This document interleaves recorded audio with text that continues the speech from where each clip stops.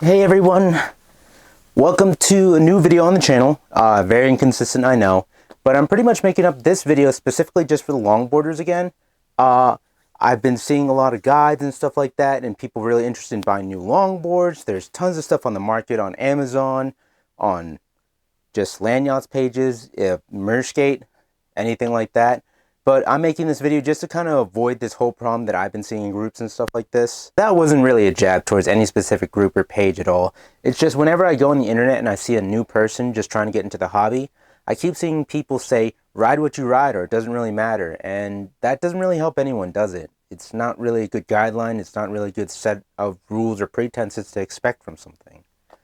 I guess what I'm directing out there is that I'm just using this video to make a quick bundle. So if someone wants to pick up a board, you can just find this, find what you need, find what you're going to do with that board, and just ride along, just let it rip. I'm going to be marking this video with a bunch of like lines and caters and stuff like that, just so you can skip to the part you need.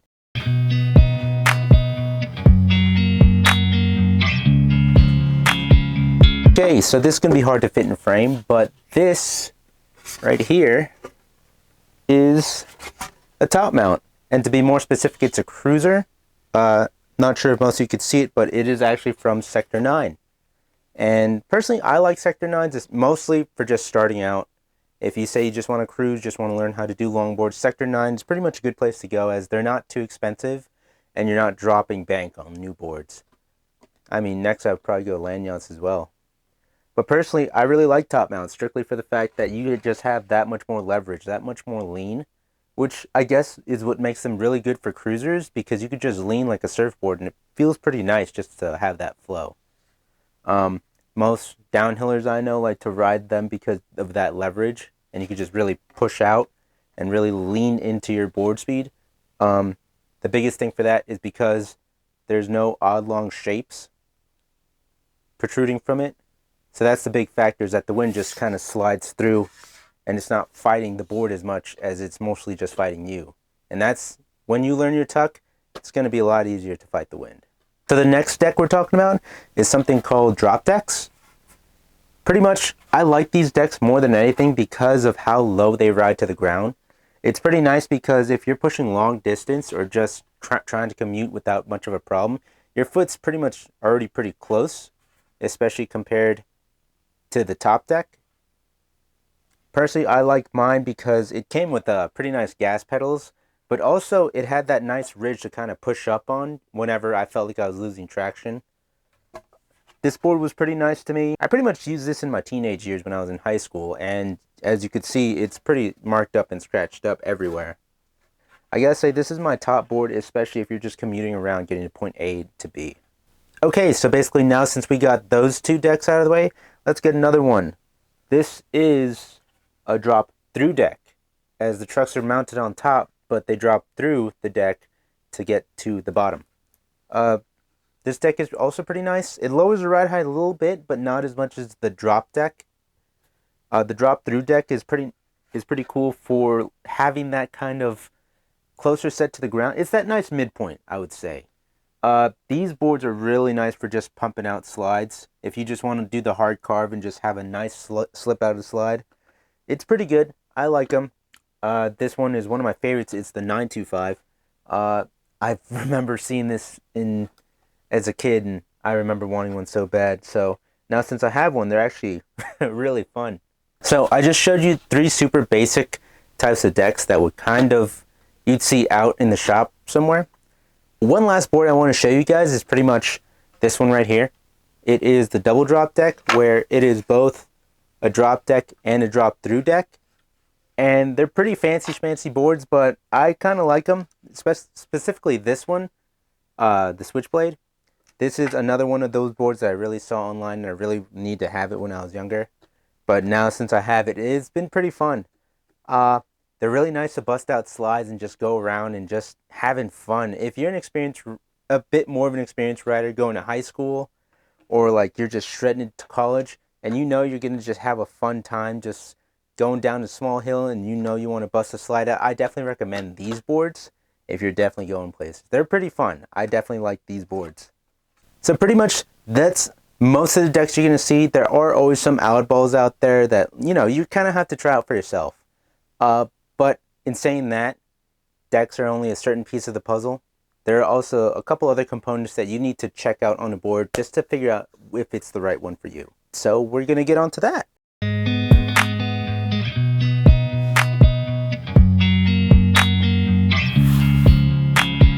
So if you're coming here from, mostly just skate videos and stuff like that, you're probably seeing trucks like these.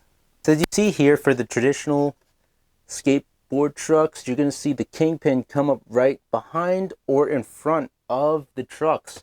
These are traditional. These are what you see on every skate shop, every skateboard that does tricks. For longboards, it's a bit different though, as our kingpins kind of go straight through the hanger, and we have more of that T shape. If you could see it right there. And if you've been riding for a while, you're going to understand that this kind of feels a bit different. It definitely has more lean, and the more of the dive you have with your longboards, the more you're going to feel that turn. One big thing you're going to see are these degrees right here. And that's pretty important, strictly for the fact that that degrees determines how deep your dive is going to be. As you saw, this is a 50. And that's relatively big. These are more for like flat land and carving and stuff that you just want to get around. Nothing too extreme. You could take a hill, but not very big. For other boards, the trucks are a bit tighter. They're a bit steeper. There's 40 degrees right here, which I'm using a bit more for going down faster hills. Of course, the smaller the degree, the less of the angle of turn you're going to have on that. So the less of the multiplier input, as people would say. Well, I would say, to be honest. Another thing you'd also have to look into would be rake. Pretty much the idea they have behind some of these longboards, as you can actually switch certain hangers around 180, and it could give or take 5 degrees, which might not seem too extreme when you're starting, but the more you go along, you realize that it does matter having those degrees taken away or given to you, especially when you're riding fast and you know that you need that little bit extra stability or that assurance that you have over those boards. But yeah, so you see that these boards are pretty much like riding at a different way than we traditionally see normal skateboards do. I've been showing that Paris truck a lot, but I like these Bear Grizzlies a lot on this board that I had on the Vandal, if you saw in one of my other videos. Personally, I like the Bear Grizzlies a lot. These boards are really heavy duty, some of the more expensive trucks that I put money on, but I really do love these trucks. They're fantastic for me, and I could just break slides out so easily on them.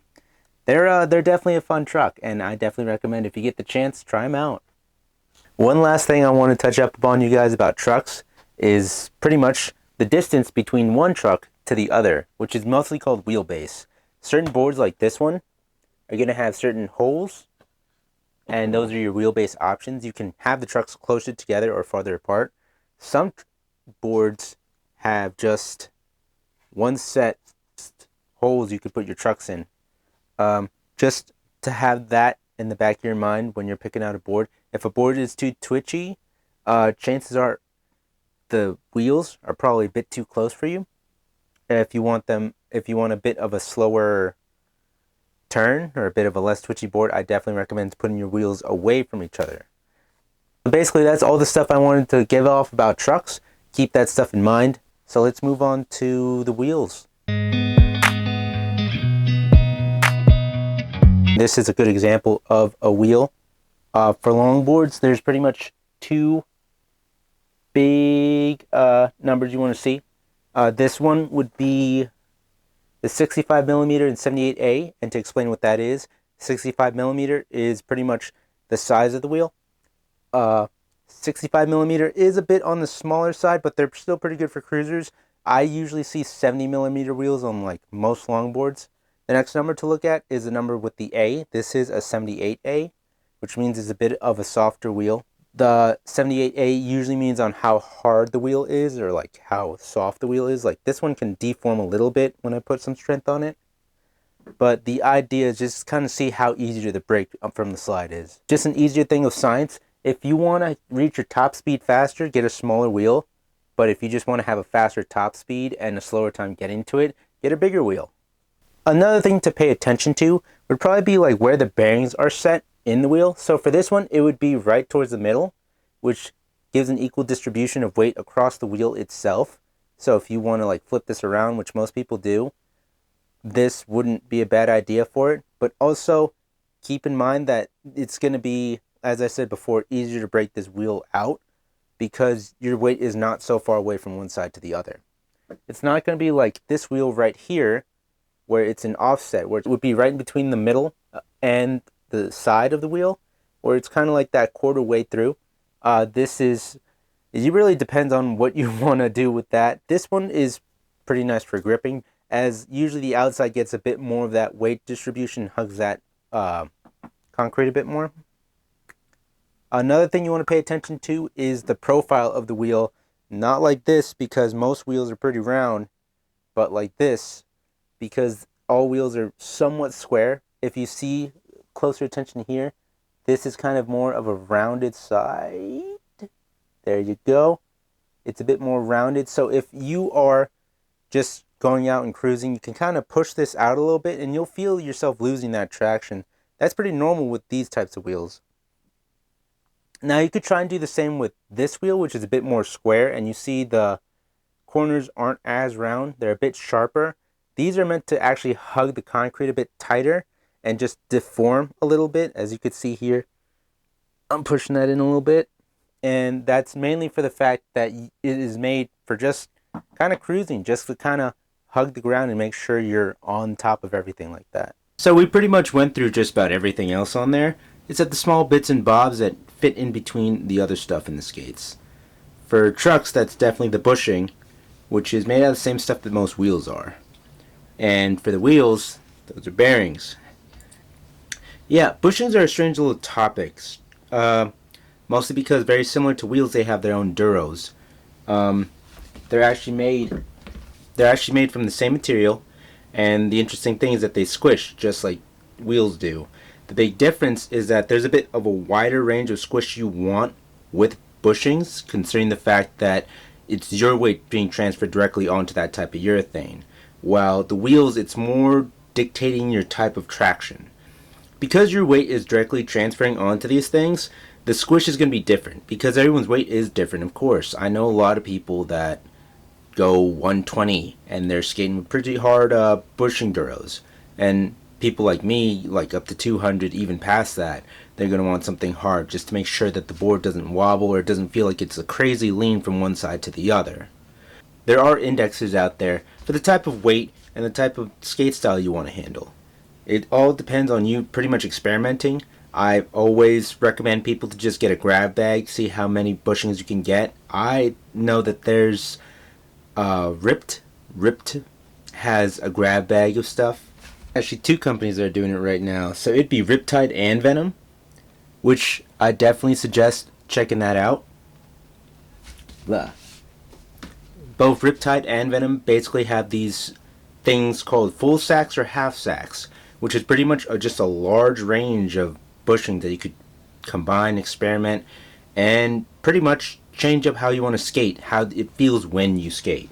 So of course these two are cones because they're like traffic cones. The thing is that they're barrels, which are pretty much just squared. They're still rounded, but they're squared out from this profile look. Of course, barrels have more material, so when you transfer more weight, they're going to pop back a bit more. Another thing you want to dictate is the fact that these go on both the top and bottom of your truck. That's the big thing that you want to switch out with, because not all bushings have to stay with one another. You can mix, you can mix and match your type of bushings. You don't even have to keep the same bushings all on bottom. The funny part is that you could have 4 different types of bushings on a skateboard or longboard. You can have 2 different ones in the front and 2 completely different ones in the back, depending on how you skate and what you're used to. A lot of people say it is pretty much what feels right, and bushings are one of those things where you really have to experiment to see what feels right. And the toughest part is that if you keep switching stuff out, you're never going to get used to them. So that is the tough balance that you're going to have to play with. You're going to have to get used to a certain setup and realize this is just not working for me, and it'll take weeks down the road. But after that, Once when you realize what's not working for you, what is working for you, you'll be able to find your types of bushing combinations a lot faster. Bearings, which is a bit of a debated topic in the skating community right now. Mostly for longboarding, because I know a lot of people like to spend extra cash on bearings, which personally for me, and I understand a lot of other people have this same sentiment, is that you don't really need to spend more than maybe $15-20, and even then that's steep for some people, on just bearings, because all you need to make sure they do is just roll along. Now I know you probably heard that this is probably a really terrible sounding bearing. It's because this came of a set that's full metal. Full metal bearings are bad. Full metal bearings are pretty tough to work with, strictly for the fact that the metal shields don't pop out.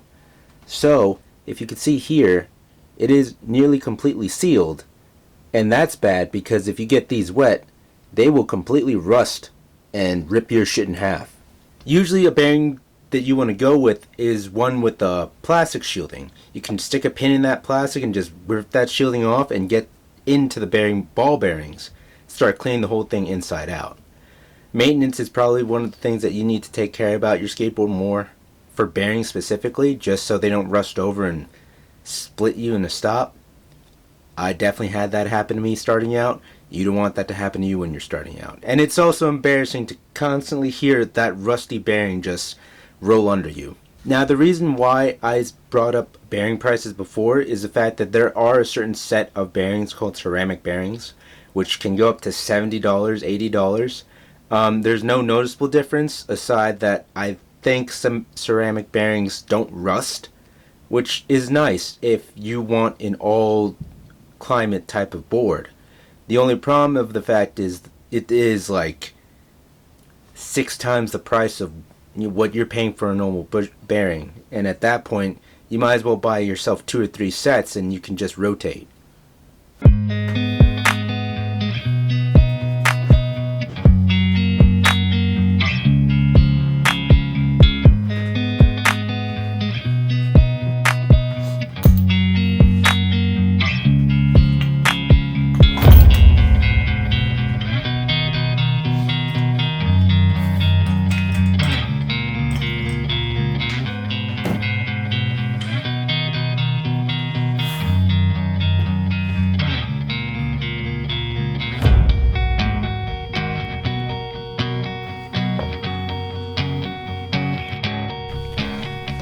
Okay, and that's pretty much all I have to say about the anatomy of a longboard and how to build one for yourself. I definitely think I'm going to come back on this later when I have a bit more refined editing and idea of how to actually make these videos a bit more, because I'm still starting out. But for now, you could check on me on Instagram or Twitter, and I'll be under just like this channel. I'm always happy to help out with anything. And thank you guys. I hope you have a good day.